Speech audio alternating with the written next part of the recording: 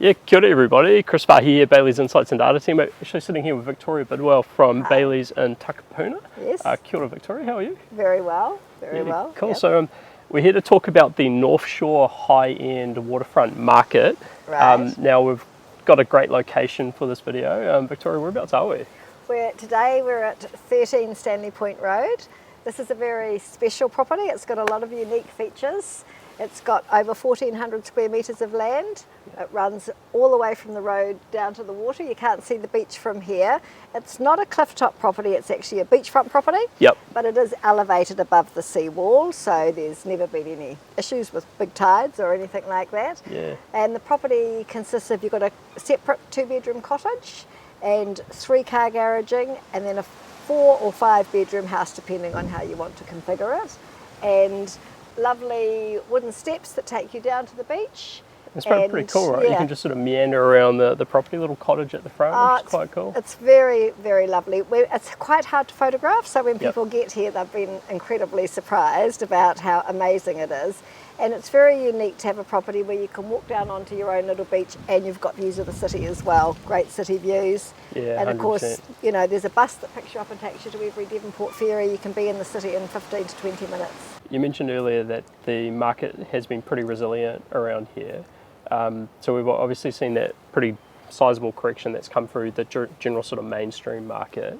How would you sort of describe this, the North Shore high-end waterfront market over the same period? Like pretty stable? It's been pretty strong. It Yeah. has been pretty strong. If I look at those sales in the last 7 or 8 months, I've done 2 in the 8 millions, one at just under 10, as I said, one over 17, another one 2 in the late 6s. So, Yep. you know, there's actually been quite a lot of activity. Yeah. I think when I looked at my business over the last year, it was a good illustration of the market because my average sale price for the entire year went up by $2 million. Yeah, and what interesting. that really showed was the top end was still going along quite nicely, Yep.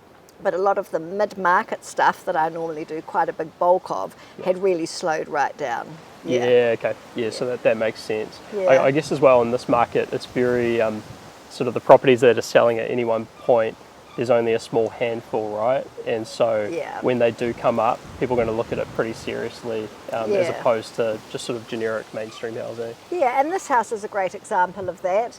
It looks like an old villa and it sits beautifully in the heritage area of Devonport, but it's actually only about 12 years old, this house. That's surprising, right? Because we Yeah. were snooping around before and it definitely doesn't feel like a It's sort got of... all the heart timber floors and everything. Yeah. Yes. So that was built by some people who got almost to the end of their build. Yeah. They had bought it as an empty site and then they got transferred to Macau. So they were going to be gone for a minimum of 5 years. So they made the heartbreaking decision to sell. Oh, no. These people were immigrating from England, Yep. and it was their first New Zealand home, and they've been here ever since. Yeah, it's They're a retiring now. Nice So, starter yeah. property for Yeah. New Zealand. Yeah. And so, Victoria, one of the things that stuck out in our recent research into the waterfront market was the price premium for waterfront properties. And so, on average, across New Zealand, we were sitting at 71% price premium relative to surrounding homes for waterfront versus non-waterfront. Do you think that sort of rings true in these neighbourhoods? Yes, I think it definitely does. It was very interesting that stat came up. That was very well researched, and it was interesting to see that result. The thing is that if you don't buy a waterfront property, you really don't have any control over what you're going to see out your window in 10 years' time or 5 years' time or 2 years' time or whatever.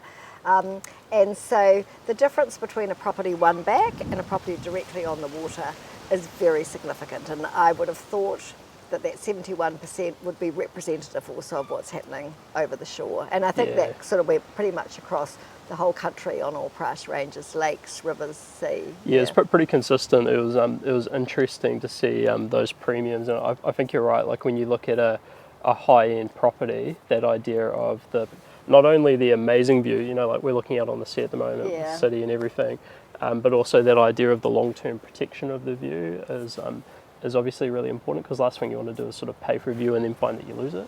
Yes, Yeah. yeah, and so waterfront is the is the only way you can really 100% protect it. Yeah, no, absolutely. The other big thing that's come through, I guess, the waterfront market has been some of the climatic things. So we saw obviously the Auckland floods and that sort of side of things. How has that impacted the market? Well, it definitely has impacted the market. People are a lot more cautious in terms of waterfront properties. I've been specialising in waterfront for about 20 years, so I've noticed actually over all of that time, some people just don't have an appetite for waterfront property, or they don't have an appetite for cliff top, or they don't have an appetite for beachfront. I'd have to say for me, looking at the beaches haven't really, the waterline on the beaches don't really seem to have changed over that period of time. And there doesn't appear to be a lot of issues, because mainly it's in a harbour. You know, all of the beaches are really in the harbour. They're not like big ocean beaches. Yeah, like quite nicely sheltered, right? Yeah. But the cliffs have really, there's been quite a lot of movement on the cliffs, particularly with the recent storms. I think the storms and cyclone earlier in the year, a lot of the properties that didn't have engineering are slipped. And it may have been that they were overdue for slips. There's probably a build-up of topsoil and things like that.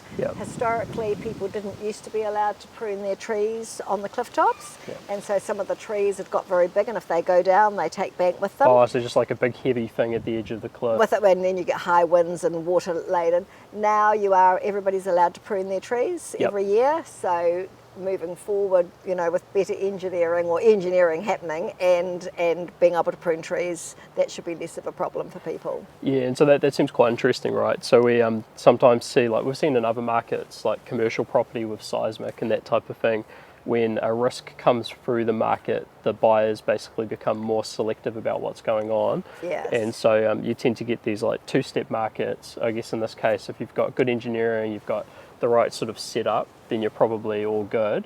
And if you haven't controlled those risks, then you're probably going to be in a much weaker situation in terms of like a sale process. Yeah, it's also very good in terms of people.